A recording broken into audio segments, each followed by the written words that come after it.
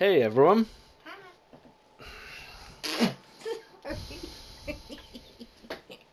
you can't behave, I'm going to have to ask you to leave. No, I'll be good. Hey everyone. So, crossplay has arrived, and it arrived in a way no one was expecting. The only thing I got right in my previous video was I said I could be wrong about my predictions of what crossplay would mean. We now have fully functioning, truly cross-platform capability, PS4 and Xbox platoons that can communicate via voice chat. This is far beyond anything I thought was possible for this game at this stage. And as a player of the game, I am absolutely ecstatic about this new capability. I really must tip my hat to Wargaming for pulling this one off. But it does beg the question, why didn't Wargaming lead their marketing strategy for update 5.0 with fully functional crossplay?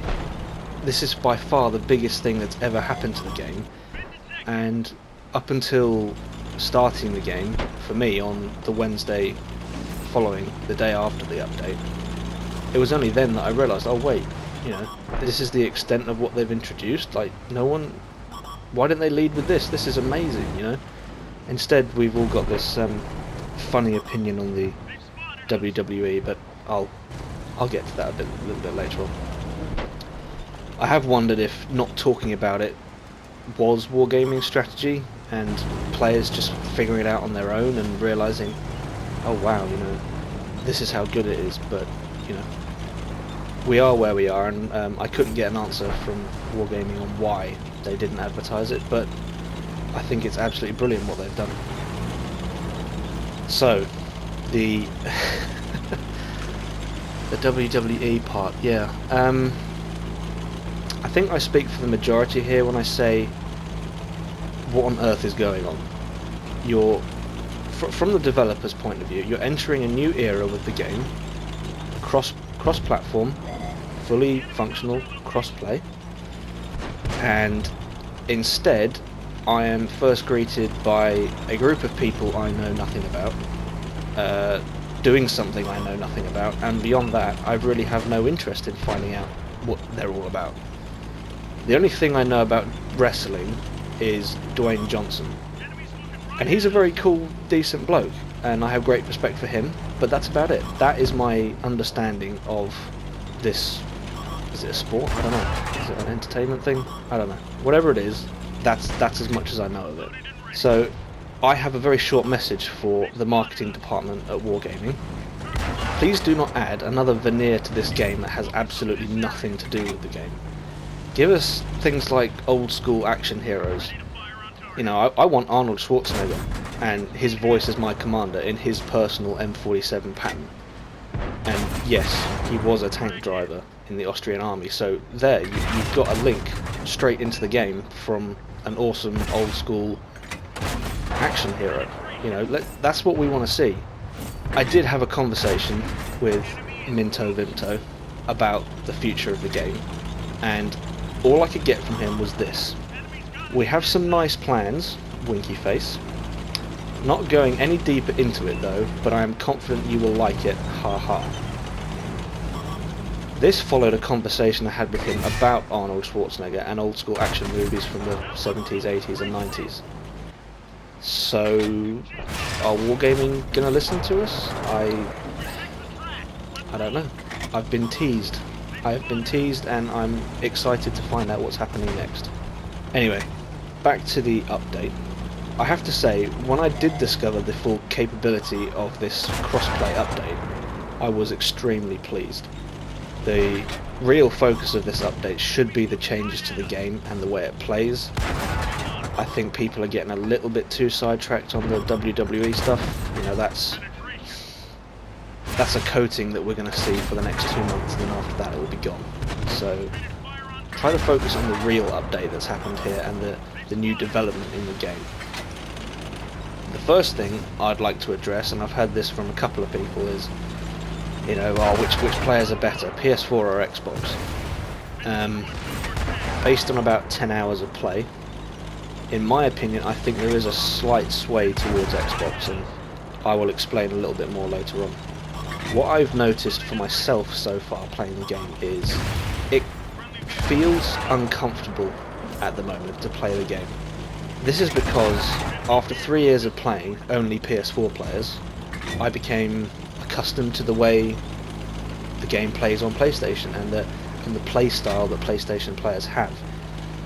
From what I've observed, the Xbox players play in a very different style, or a subtly different style, and this update has basically combined the two play styles, and that makes for potentially either side to feel uncomfortable. I know I certainly do at the minute. While it's uncomfortable, it's not a bad thing. Something that has stood out to me the most is I am seeing 6-year emblems on the side of Xbox tanks. Now this goes back to the earlier release of the game on Xbox, and in my mind that is a huge indicator as to why playstyles are different between the consoles. I consider myself to be an experienced player, and for the PS4 that is probably correct. I've got 3 years of experience with World of Tanks, but these 6-year players have twice my experience, and I think that shows in game. I'll give you an example. I was playing El Haluf in a light tank starting from the south spawn, and again I should have recorded this but I forgot to because I was thinking about something else at the time. But anyway, I went down to the valley to the small town, small mound in the middle of the valley to spot, which is, you know, fairly normal I would say for me anyway. Based on my experience with PlayStation 4, as long as you stay your spawn side of that little town or village, you're safe. The first crossplay game I played, I went to that same spot and did what I always did, which was just drive around spotting as much as I can, but what I noticed was I was being targeted and shot from B3. This really stood out to me because a play style that had always been safe for me in the past is now no longer safe, and that makes the game really uncomfortable to play because you're suddenly thinking, oh well, if I can't do this, what am I supposed to do? And you're in there in the moment, and you're like, oh wow, this is not nice. This is uncomfortable. I don't like it. And that was what was happening, and that's what I mean by it was uncomfortable. This really stood out to me because a playstyle that has always been safe in the past is now no longer safe. The tank on the other end, I think it's likely they were a more experienced player because they knew they could target me and get that angle on me from where they were sitting to where I was driving around. They knew to take out light tanks, or at least fire at light tanks that were in that position, and that made it uncomfortable for me because I can't, or I couldn't get away with doing what I'd always done. And you know, if your regular routine is broken for a particular map, that's going to feel uncomfortable. But all it means is I've just got to learn a new way of playing the game. And you know, like I've said in other videos of mine, if it's not working, I've got to change my approach, and that's exactly what's going to happen here. I'm just going to have to change my approach. Something else I've picked up on, and this is speaking generally, and again this is first impressions, I've probably only got 10 hours of play since the update came in. What I've noticed is one of two extremes with players now, or Xbox players I would say, and that is that Xbox players seem to run as a pack. They push a flank together and then they fall back together as necessary. Or they're completely inept and do things I don't even have any hope of explaining. The inept side of things probably speaks for both consoles, but from what I've seen, I would say the running as a pack behaviour is definitely an Xbox thing. Another thing I've noticed is shots that would have missed before are now hitting. And that's great if you're the one pulling the trigger. Not so great if you're the T-100 going at full pelt perpendicular to enemy tanks who can't even see you and take you out in less than 5 seconds. This has led me to points of frustration because before the update there was no way in hell 3 long-range shots like that would hit you and take you out as quickly as they did. And it feels as though, I was going to say the impossible is now possible, but it feels as though as a light tanker you can't push like you used to. And I've picked up on other people saying the same thing, is the driving styles that were risky before the update are now not even worth doing, because you're going to get yourself spotted and taken out of the game. This could be seen as a good thing, I think, because it's going to force players to be more patient and tactical with their vehicles. So generally speaking, from my point of view, this has been an absolutely brilliant update.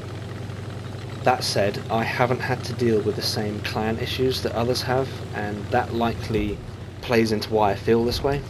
If it had happened to me, I would be very upset with Wargaming. Clan leaders paid real money to get that tag, and it's been taken away from them essentially. That's like buying a premium tank and then discovering that it's no longer in your garage because someone else on the PS4 or Xbox had the same tank, but they bought it first, you know. You still paid for it, so you should still have it. You know, that's generally how good business works, and I think that's what needs to be sorted out here. And Wargaming really need to focus on that and do something about it. Lastly, I have played games with both PS4 and Xbox players in the same platoon, and it really is a fantastic experience. Again, I am really pleased with this update, because, you know, we are after all fans of retros, and that's why we're all here. We're all part of the retro community, and we're no longer divided by the console differences. And if you want to add me, I will share my in-game ID on screen now. I hope you all enjoyed my little overview of Update 5.0, and for the first time I can say I will see you all on the battlefield.